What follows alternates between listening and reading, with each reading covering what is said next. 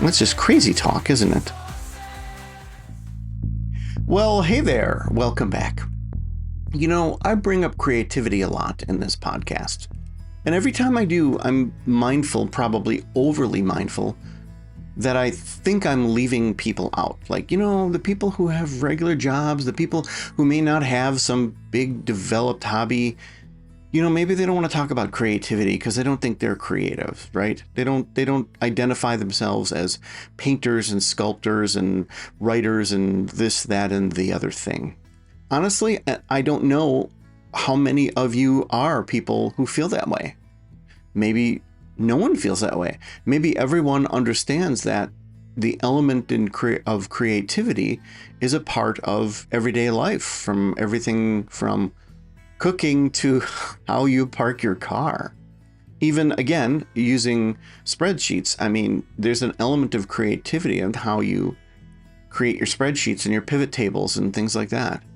And creativity even relates to your personality. You know, well, that's kind of the way Michael did it. It was a little bit more fun the way Michael did it. Michael had this kind of spin on how he would do that thing for us. Oh, okay. Was it better or worse? About the same, but it was just more fun. Let me take a 90-degree turn and compare it to something else and then bring it back to this. So, teaching, right? There's a lot to talk about teaching. There's a lot of talk about how teaching works and what makes a teacher a good teacher and what makes them a horrible teacher. One of the things you eventually figure out, or hopefully you eventually figure out, is that teaching is a separate skill apart from whatever it is that you are actually teaching. When my daughter was going to school, she had an incident with a teacher. Well, not directly, but she witnessed an incident in which the teacher would slam his backpack on the table and drop F-bombs and be very angry about things that happened with a student. So I immediately saw the principal and talked to him about this. His reply was, you know, he's very good. He understands chemistry and physics. He's very good at that, but he's not a very good teacher. Wow. I don't have enough time in this podcast to just sit here and pause dramatically for as long as that requires. So, but that did demonstrate very beautifully that teaching is a skill unto itself. You can know a product, a service, something business related, a product or service or your stuff or what have you. But if you don't have the skill of teaching, you can't really impart it on people in a way that helps them, in a way that makes sense, in a way they enjoy and they want to come back for more. And that translates from everything into how your sales work, into how your Zoom calls go, and so forth. So teaching is a separate thing. Okay, now let's bring it back to where we were. We were talking about creativity. So what if we look at creativity also as a skill? That's just crazy talk, isn't it? But think about it. Think about creativity as not just being a rating on a person, like, oh, he's a creative person, she's a creative person. Oh, well, you're pretty creative about that stuff. But what if creativity really is a separate skill?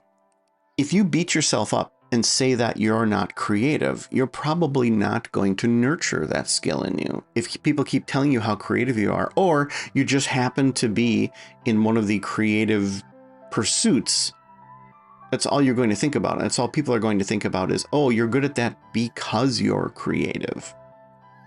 So in one case, you're saying you're not allowed to do something because you don't possess creativity. And in the other case, people and yourself are making assumptions about your skill level on a thing because of creativity, even though creativity is separate from that actual skill. There's a reason they give technical merit to things in the Olympics. And I remember the first time I heard that when it came to ice skating, that someone was technically proficient, but they lacked any creativity. So they were good at the skill itself, but they didn't use the skill of creativity to modify the skill and make it their own. That's a really important thing.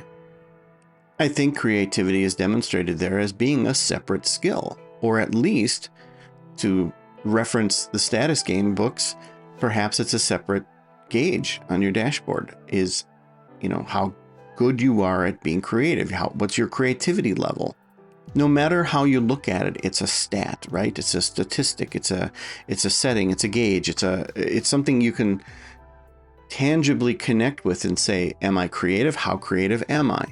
The thing you may not be doing is you may not have it separated so that it's a standalone thing unto itself, disconnected from any other skill. It's a part of who you are, your creativity level, just like your bravery and your integrity and your commitment and your loyalty, and all those things are separate from actual skills and even actual jobs. You can be a tremendously loyal and dedicated person, but if you have a crappy job that's abusing you, that loyalty shouldn't come into play.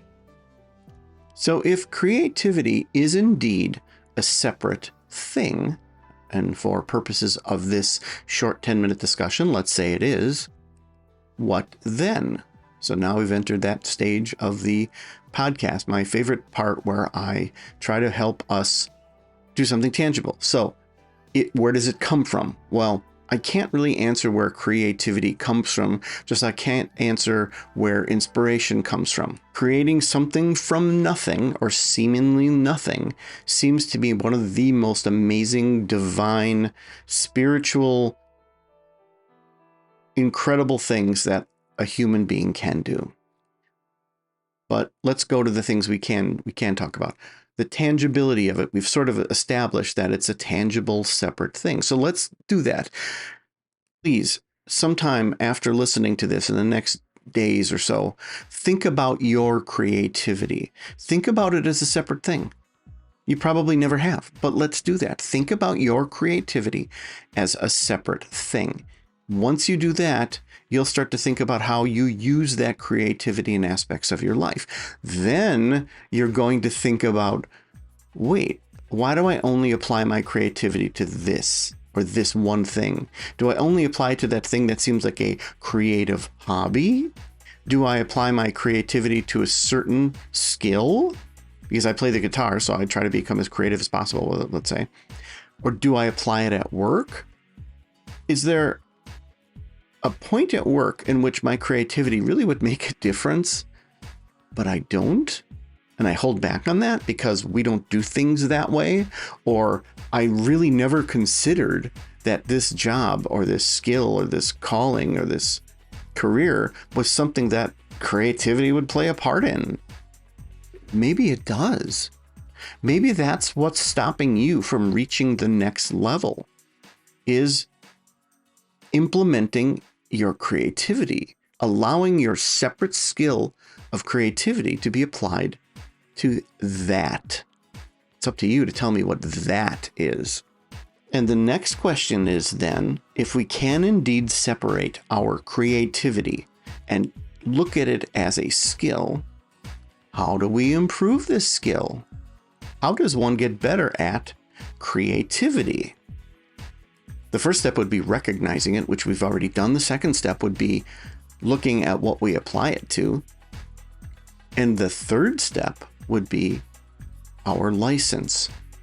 And as I've said, for people who have these big blocks when it comes to writing and they never get to write anything, is most of them don't do the simple thing of giving themselves a license to write. Here you go. Here's a license to write. Now you don't have to worry about housework. Now you don't have to feel guilty. Now you don't have to feel bad because you think you're a bad writer. Just freaking write. So maybe the next time you bake a cake, or you make dinner, or you cut the grass, maybe allow your creativity to blossom into that skill. Or looking at creativity as a separate skill, allow creativity to grow because you're allowing it to happen in other places. And I can use the analogy that I've used for relationships, especially long distance relationships. And man, it probably sounds like I'm all over the map, but I'm not. Imagine a nice plant, and the plant is your creativity or your relationship, and you keep it in a closet. And every so often you pull it out of the closet, you shove it into the sunlight and you water it. And then 10 minutes go by and you shove it back into the closet.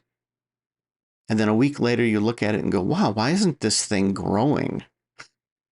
That's because your relationship and your creativity are not going to grow unless they're nurtured.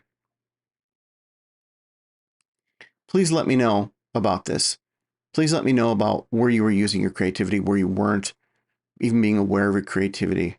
And I would challenge you, and you can argue with me, that you are a creative person, but you don't let yourself be, or you think you're not, but you are. So take that plant out of that damn closet and keep it in the sunlight. And talk to you later. Take care. Living life every day, late at night, not okay. All I want, and I pray, all I need are some better days. Do you have a story to share or a question? If your idea makes it to a podcast, you will receive a shout out as well as a token of my appreciation. Join the community, patreon.com/alchemy for life.